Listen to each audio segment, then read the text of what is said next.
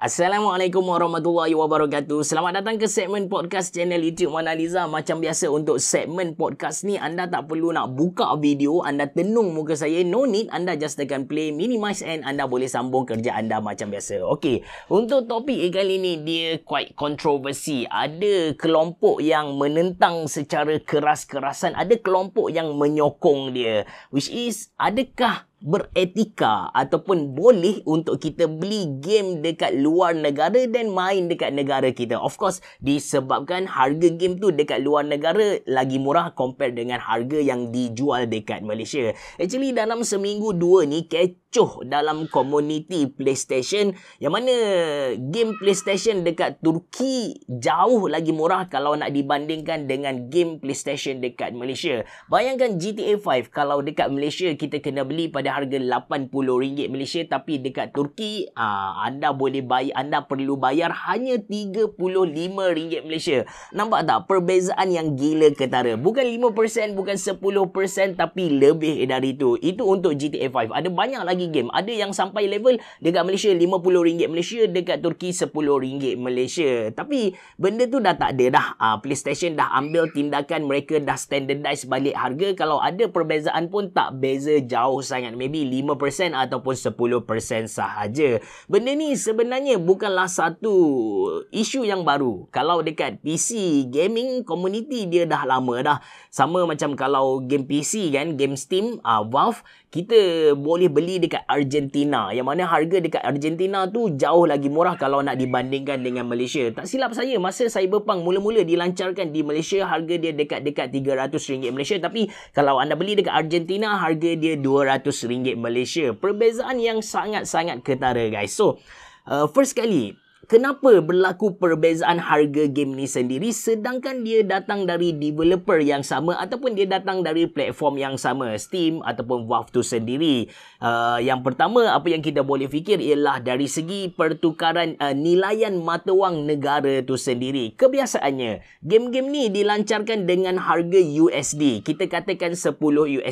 Ketika dilancarkan 2 tahun yang lepas, katakan nilaian tukaran Malaysia US $10 bersama dengan RM50 Malaysia. So, harga jualan adalah RM50 Malaysia. Lepas tu masa berlalu, 2 tahun berlalu, kita boleh nampak nilaian mata wang Malaysia makin jatuh. Mungkin $10 bernilai RM60 Malaysia. Jadi, berlaku peningkatan dari segi harga game tu sendiri. Dan dalam masa yang sama, katakan ada satu negara masa 2 tahun lepas, masa mula-mula game tu dilancarkan, harga dia mungkin, dia punya nilaian tukaran mungkin sama dengan Malaysia, $10 equal to RM50 Malaysia. Tapi bila 2 tahun berlalu, kita boleh nampak dia punya mata wang tu makin mengukuh. Mungkin dia dah jadi $10 $30 Malaysia. Dari situlah berlakunya perbezaan harga untuk game tu sendiri. Itu yang pertama. Yang kedua ni dia memang nak kata rumit tu tak adalah. Basically, kita ada contoh, kita ada Sony. So Sony dia punya HQ mungkin dekat Jepun ataupun dekat US lah. Dan dia ada anak-anak syarikat. Dia ada Sony Malaysia, dia ada Sony Turki, dia ada Sony Singapore. And setiap anak-anak syarikat ni dia ada dia punya own fund, dia ada dia punya own duit lah untuk kerja-kerja marketing, something like that. Dan dia ada dia punya own otak. Mungkin Sony Malaysia dia nak guna duit marketing tu, dia nak buat marketing menggunakan influencer.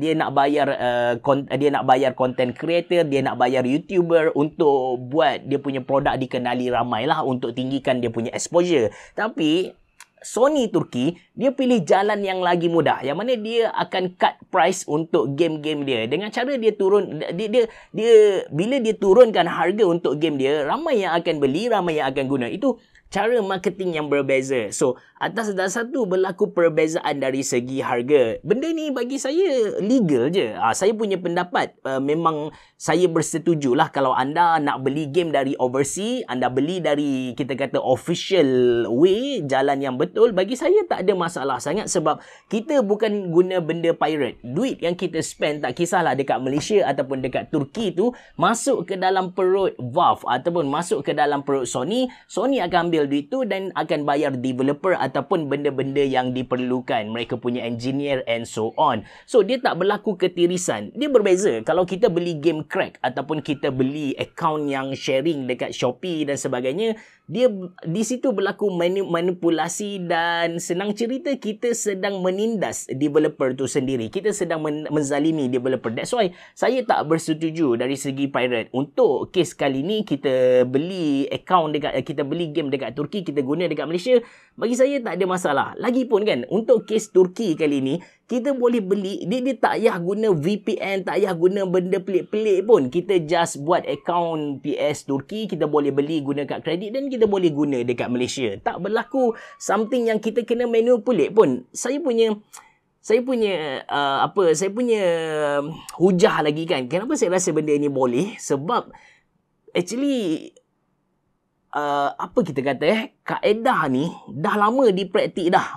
Cuma sebelum ni kita beli physical product. Yang kita bercakap tentang game adalah digital product. Physical product ni macam ketika saya duduk dekat Jepun 2012, 2011 macam tu, ramai kawan-kawan minta saya beli helmet Arai, ramai kawan-kawan yang minta saya beli iPhone, ramai juga kawan-kawan yang minta saya beli jam Casio tu kan.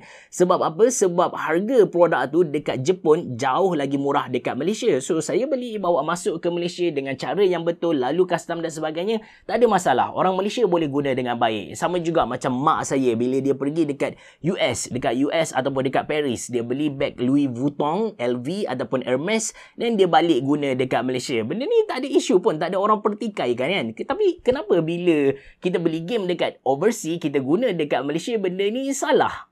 Saya pun jadi macam hairan juga kan. Kenapa untuk physical product orang tak pertikaikan, kalau digital product orang jadi benda ni jadi isu. Even kan Netflix, satu company yang sangat strict tentang VPN dan sebagainya ni, bila contoh kita duduk Malaysia, kita masuk ke Jepun, kita still boleh guna account yang sama. Bezanya adalah konten-konten dekat dalam tu. Bila saya pergi ke Osaka pada bulan-bulan lepas, saya lupa dah bila, bulan 2, bulan 3, saya pergi dekat sana, saya boleh pakai lagi account Netflix yang saya beli dekat Malaysia. Tapi dekat sana ada banyak drama Jepun yang tak ada dekat Malaysia. Itu sahaja beza dia. Dia tak adalah kita sampai kat Jepun, kita terpaksa beli akaun Netflix Jepun yang baru. No, tak perlu pun. Kita masih boleh guna akaun yang sama. Dalam erti kata lain, benda ni bagi saya dibenarkan dan dia tak salah. Anda rasa macam mana? Mungkin anda boleh tulis pendapat anda dalam ruangan komen di bawah. Kalau ada hujah yang saya rasa macam, saya mislook benda ni, saya akan perbetulkan pendirian saya. Saya pun manusia biasa, mungkin saya silap, mungkin anda betul. So, anda boleh tulis di dalam ruangan komen di bawah. Cuma satu saja saya nak pesan kepada anda, jangan kita bersifat over lah. Jangan kita ekstrim sangat. Bila kita tak bersetuju dengan benda ni, terus kita kata, orang ni kafir lah, orang ni macam tak betul lah. No ni. Sebab benda ni dia masih lagi dalam grey line. Ada hujah yang membenarkan dia, ada hujah yang tak membenarkan dia. Dalam kes Sony baru-baru ni pun, mereka tak officially announce yang, siapa yang beli game dari Turki guna dekat Malaysia, mereka akan ban. No, tak ada pun. Itu just kadar rumors dan sebagainya. Apa yang Sony buat ialah standardizekan balik harga. Tapi still, siapa yang dapat beli pada harga yang murah, mereka benarkan guna. Tak ada isu langsung pun benda tu. So, jangan sesekali over lah. Bila kita tak setuju dengan satu benda, jangan over. Bila kita setuju dengan satu benda pun, jangan over sangat.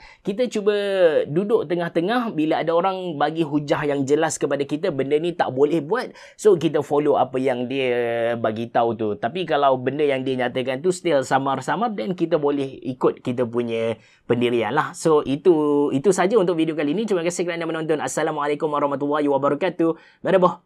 Jumpa lagi.